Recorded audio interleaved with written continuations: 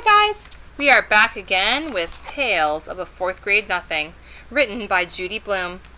If you remember last time in Chapter 8, our friend Peter had to convince his brother to ride the bike for the Toddle Bike commercial. It was definitely interesting, to say the least. Alright, let's go ahead and check out Chapter 9, Just Another Rainy Day. The next day, it rained. My father asked me how I'd like to go to the movies. Just me? I asked. No, all three of us, he said. Fudge is very young to go, I said. Don't you think so? Maybe, but I can't think of anything else to do with him, and that will take up a few hours. You could give him some socks, I suggested.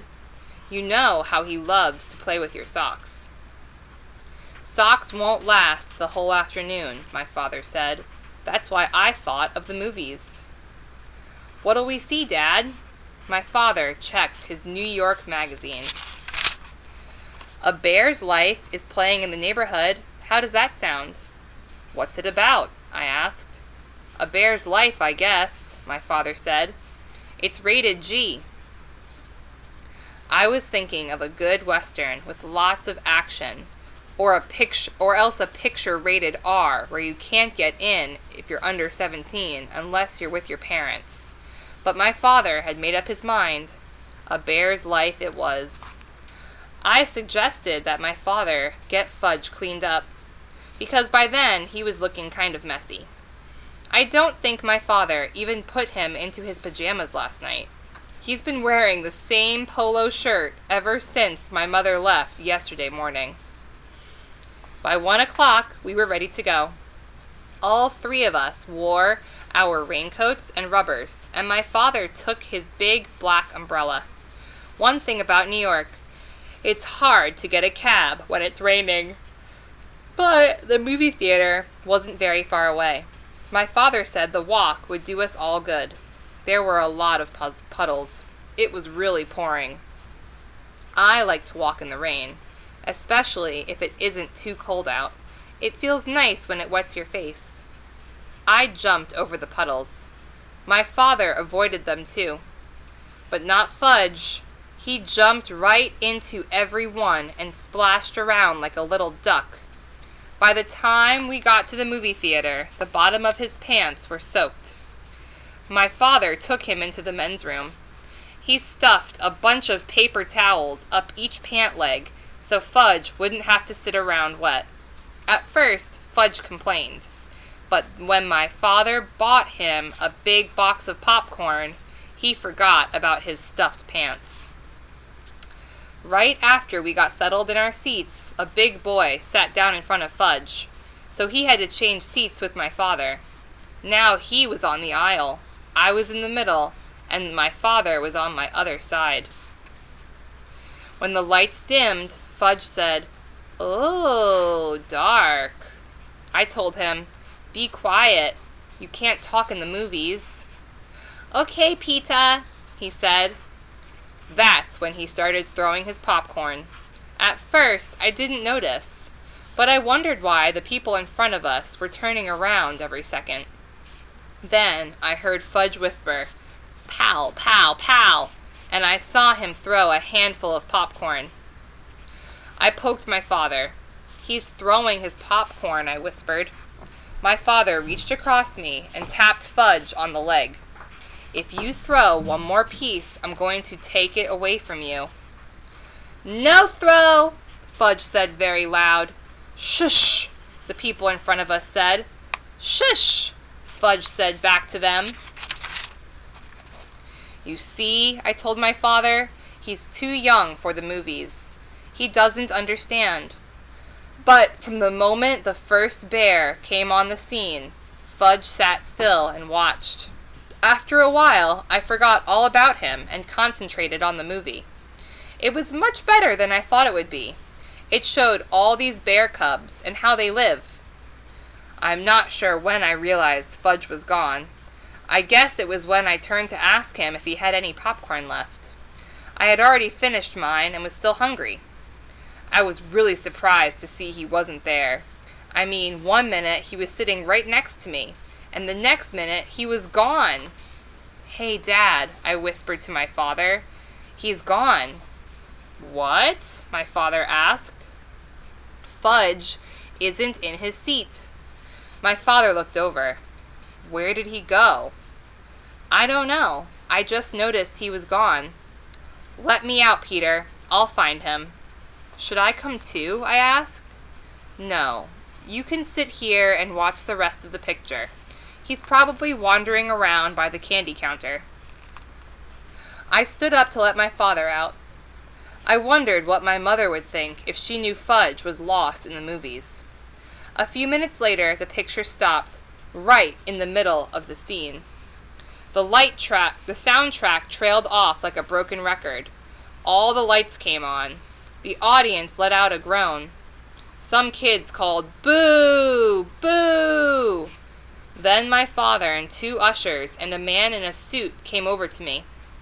"He was sitting right here," my father told them, pointing to the empty seat on the aisle. "Well," the man in the suit said, "we've checked the restrooms and the office. He's not behind the candy counter. We'll have to search the theater." He cupped his hands around his mouth and shouted, "Ladies and gentlemen, may I have your attention? We'll continue with our film in 1 moment. But first, we have to find a 3-year-old boy answering to the name of Fudge." Some people laughed when the man said his name. I guess Fudge does sound funny if you're not used to it. I thought, maybe he's kidnapped. Would my mother be mad? That crazy kid. You can't even take him to the movies. Then I thought, who would want to kidnap him anyway? "What should I do, Dad?" I said. "Why don't you walk up and down this aisle and call him, Peter?" "Okay," I said.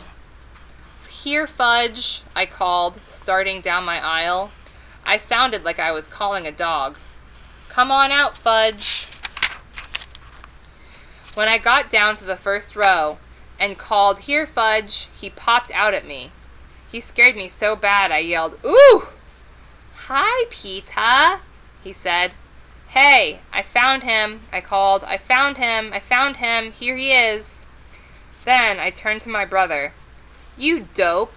What are you doing way down here, and why are you sitting on the floor?" "Wanted to touch the bears," Fudge said, "but bears are all gone." He spread out his arms and said, "All gone," again. My father and the ushers and the man in the suit ran to us.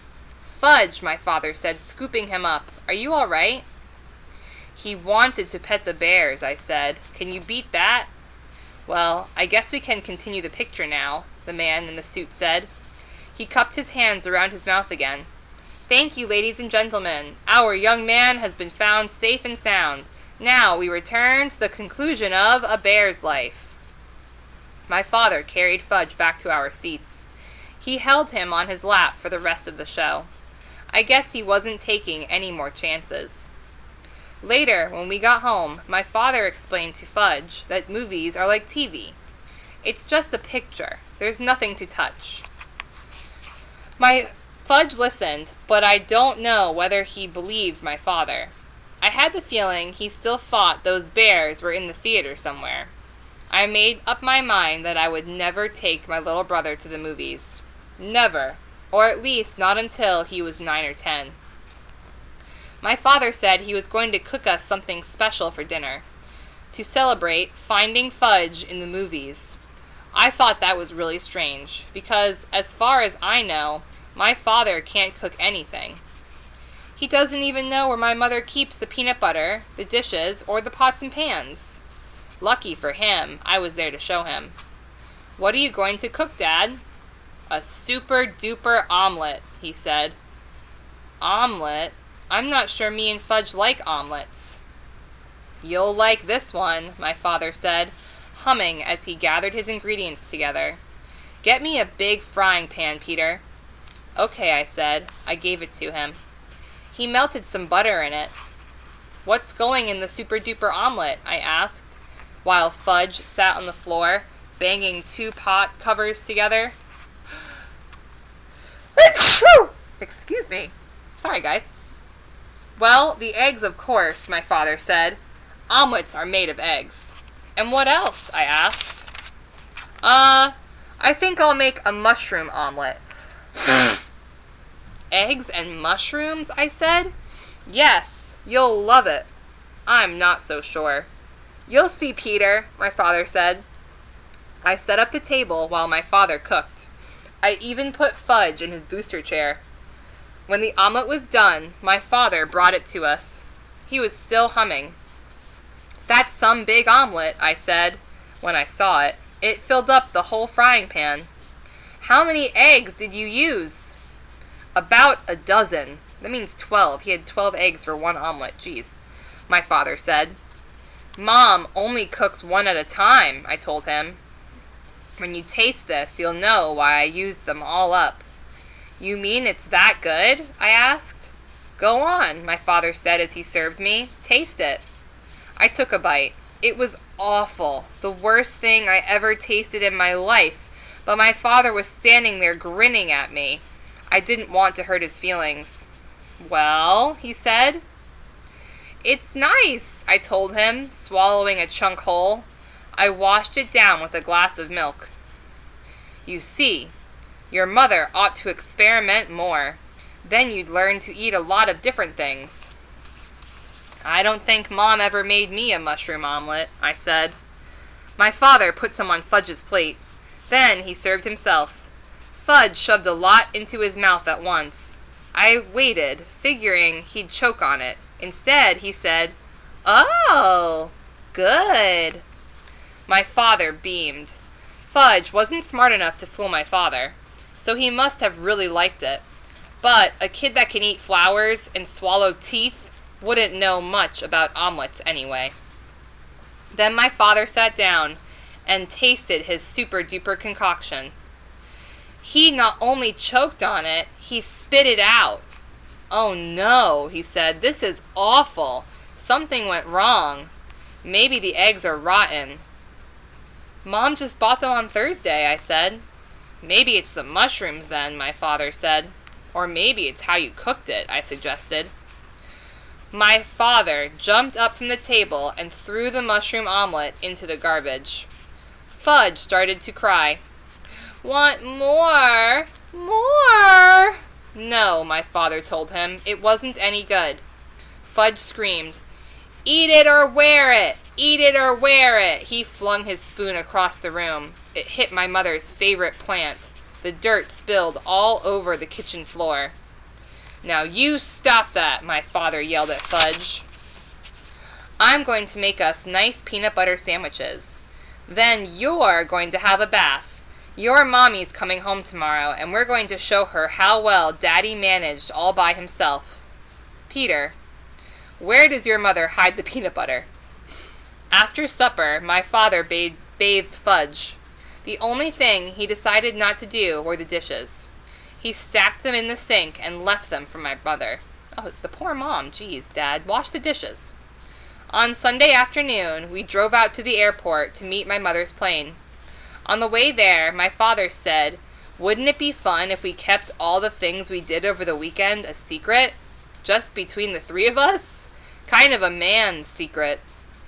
I agreed not to say a word. And my mother was so glad to see us that she didn't even mention the dirty dishes in the sink. 6 weeks later, we were watching TV one night when the new Toddlebite commercial came on. That's me, Fudge said. My mother looked up from the book she was reading. He does look like you, Fudge, but that's not really you. Oh yes, Fudge said, that's me. See? My mother squinted and looked harder. You know, Warren, she told my father, he really does look like Fudge. Then she laughed. Imagine, another little boy like Fudgy. It's Fudge all right, I said. It's Fudge all right, my brother repeated. We didn't tell you, dear, my father said. We thought you'd like to be surprised, but that is Fudge. What? My mother said, like she couldn't believe it. You see, Mom, I began, remember that weekend You went to visit Aunt Linda? Then I stopped and thought about all the things my mother didn't know. Like the puddles Fudge splashed in, and the paper towels up his pants, and how he wanted to touch the bears, and the mushroom omelet, and Mr. Vincent and his big cigar, and Janet and her goldfish crackers. And I looked at my father and started to laugh. So did he. Oh, that was really silly, guys, right? Oh my gosh. Alright, I can't wait to see what happens in the last chapter next time. Dribble.